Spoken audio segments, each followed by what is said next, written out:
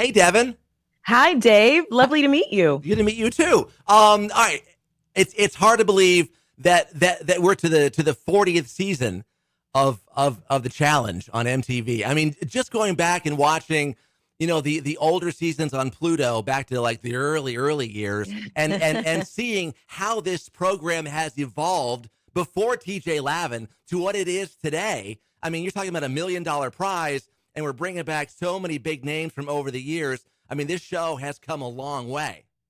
It has come such a long way. I mean, what a way to feel old than to realize that the challenge is now celebrating its 40th season, but also it's actually a really special moment because the challenge is the show that laid the groundwork for it all. I mean, we're talking it predates Survivor, it predates all the other shows. It was the first of its kind, and to see just how it's grown and all the lives that it's changed along the way, it's such a special thing to watch. And it's just gotten bigger and better each season.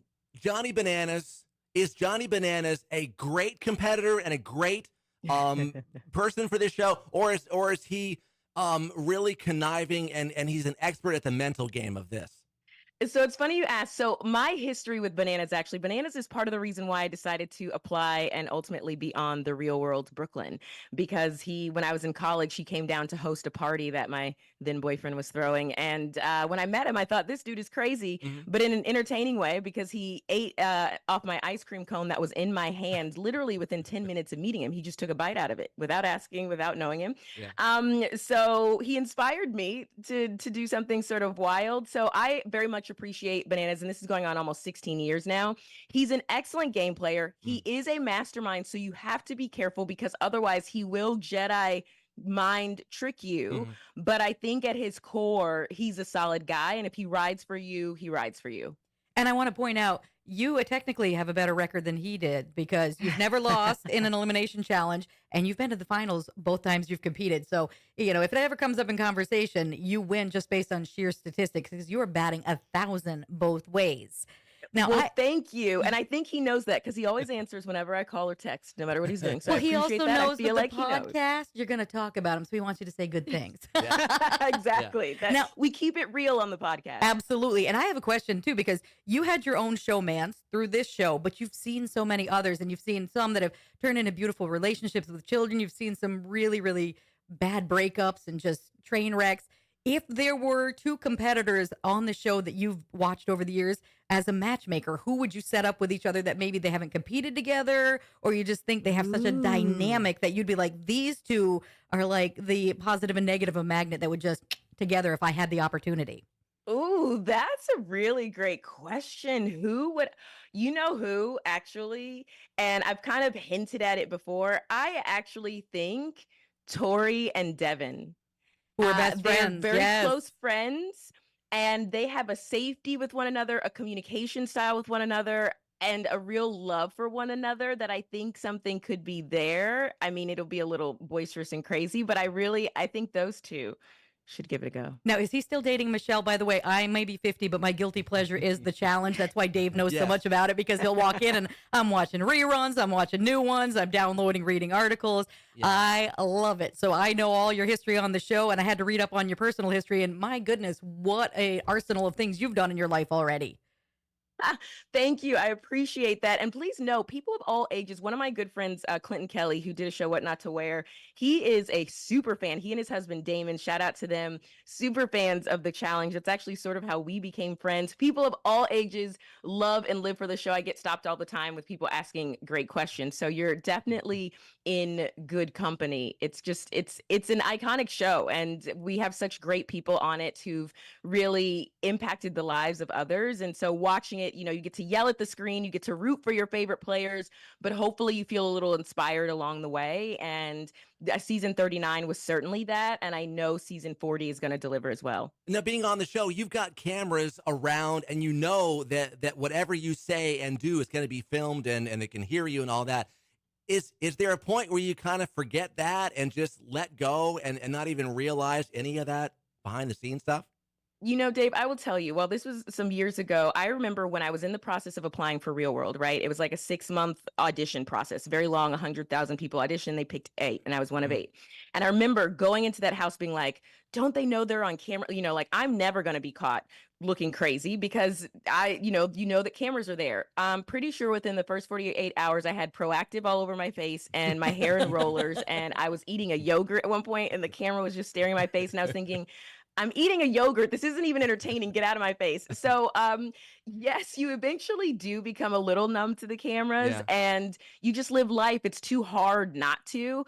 So you just kind of are yourselves. And that way you can focus on the game. So the people who really just lean into it, which most of these challengers have, yeah, after a while, that's why whenever you see them do something embarrassing and you're like, oh, why did they do that? You just forget and you're living life. And there just happens to be a camera and millions of people watching. Who would you, if you ever were on the show again, if you could pick a partner, who would you pick? Whoever would win.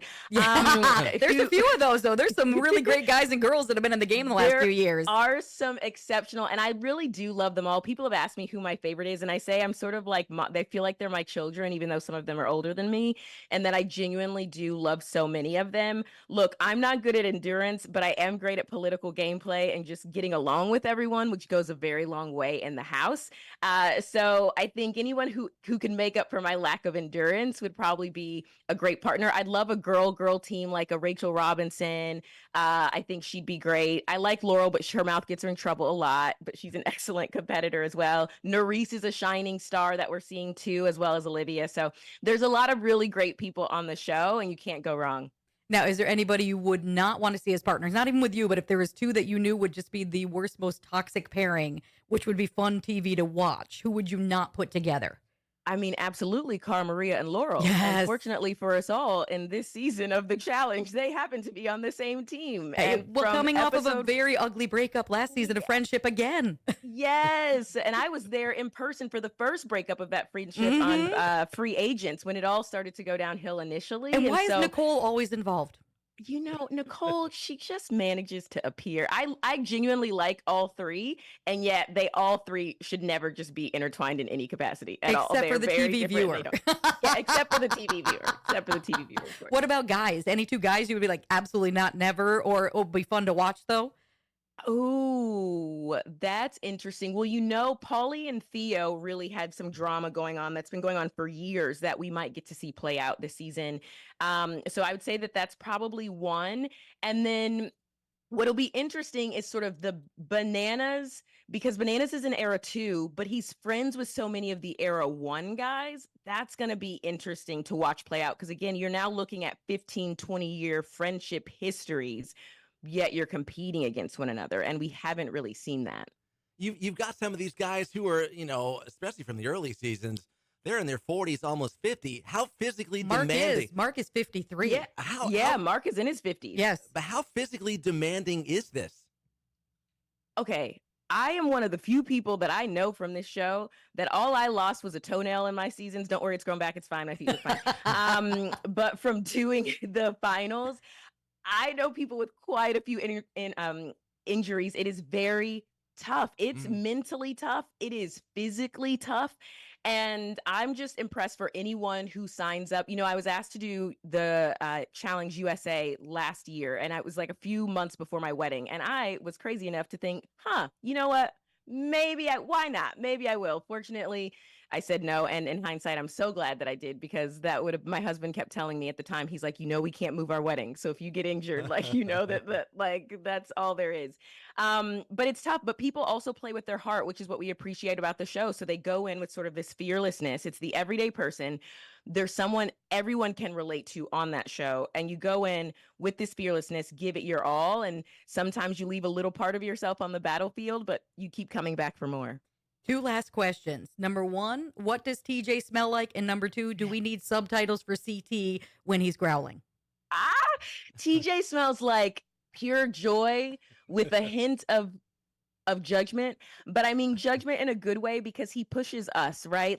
Although I've teased him that he's gotten softer in his later years, but he pushes us. And so TJ famously says he doesn't like quitters. He wants to see us do our best, but ultimately he's rooting for us deep down, and we love that. I know when I flew to Vietnam for the special of this season of the 40th season of the challenge, I actually teared up when I saw TJ and gave him the biggest hug, and it's really, he has such a special place in all of our hearts. He also looks so fabulous this season in what he's wearing. I love to judge his clothes on the podcast, so make sure you listen because I'll be critiquing each episode. And then as far as CT and his subtitles, yeah, I'd get the translator ready. I'd get it ready just in case. But we love to see CT. He's an icon on this show too. He's kind of become like the dad of the show a little bit. Don't tell him I said that. And so we love to see him on, and excited to see how he performs this season. Yeah, he's been an evolution over the years. It's fun to watch so many characters, and it's been amazing to talk to you today. Thank you so much. I'm trying not to fan geek here. I think you're awesome. We look forward to not only season 40, but your podcast, your toot or boots on the looks for TJ and everybody else, all that and more. And congratulations on just celebrating your 1 year anniversary not too long back. Oh, thank you so much. I appreciate both of you. Thank And definitely, if you have questions that we don't ask on the podcast, tweet me, DM me on Instagram, because we love to incorporate it real time in upcoming episodes. So I'll be like, hey, they told me to ask this. Let's go. The MTV official challenge podcast. Thank you to Simone. Thank you, Thank you. Devyn. Thanks.